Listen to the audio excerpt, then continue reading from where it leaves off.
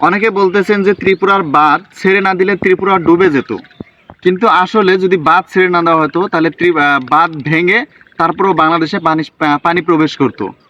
তো আসলে এটা এখন আপাতত অনেকেই ভারতকেও দোষ দিতেছেন, কিন্তু আপাতত ভারতের দোষ না। দাঁড়ান দাঁড়ান, এই কথাটার ব্যাখ্যাটা শুনে যান, তারপরে আপনারা কমেন্ট করবেন।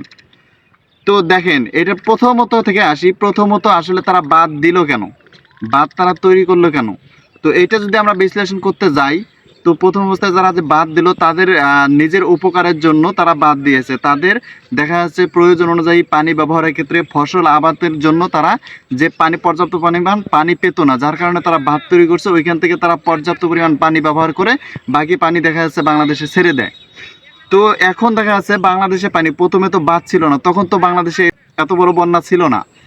তো হচ্ছে যখন এখন আমাদের দেশে এরকম পানি প্রবাহিত না থাকার কারণে, নদী দিয়ে পানি প্রবাহিত না থাকার কারণে আমাদের নদীগুলো, বাংলাদেশের নদীগুলো শুকিয়ে গেছে।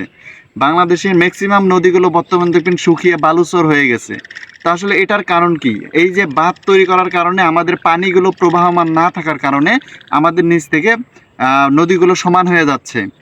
তো যখন আমাদের পানি যদি প্রবাহমান থাকতো, তখন আমাদের এরকমভাবে পর্যাপ্ত পরিমাণ পানি যাওয়ার মতো আমাদের নদীতে ব্যবস্থা থাকতো, এবং পানি যাওয়ার মতো ক্ষমতা ধারণ করতো নদী, এবং সেটি সাগরে পৌঁছায় দেওয়ার মতো ক্ষমতা থাকতো। বাঁধ তৈরি করার কারণে এখন সেটি আমাদের নদী পাচ্ছে না, যার কারণে নদী শুকিয়ে যাইতেছে। এখন হঠাৎ এরকম পরিমাণে পানির চাপ দিলে এই কারণে নদী তার ক্ষমতা নাই বিধায় চারিদিকে যে আমাদের যত কিছু আছে, ঘর বাড়ি, সব কিছু ভেঙে যাচ্ছে। তো যদি বাঁধ তৈরি করা না হতো, তাহলে আগে থেকেই পানির প্রবাহমান ঠিক থাকতো, নদী গভীরতা, উচ্চতা এবং প্রস্থতা সব কিছু ঠিক থাকতো, পানি ধারণ করার ক্ষমতা থাকতো। বিধায় আমাদের দেশে এরকমভাবে পানি দিয়ে আমাদের এরকম হাজারো মানুষ মরতো না, হাজারো মানুষের এরকম ক্ষয়ক্ষতি হতো না, ঘরবাড়ি ভেঙে যেত না। তো এখন যেহেতু সেটা আমাদের বাঁধ তৈরি করে ফেলছে, এখন আমাদের সময় এসেছে, বাংলাদেশের সময় এসেছে এর উল্টা জবাব দেওয়ার।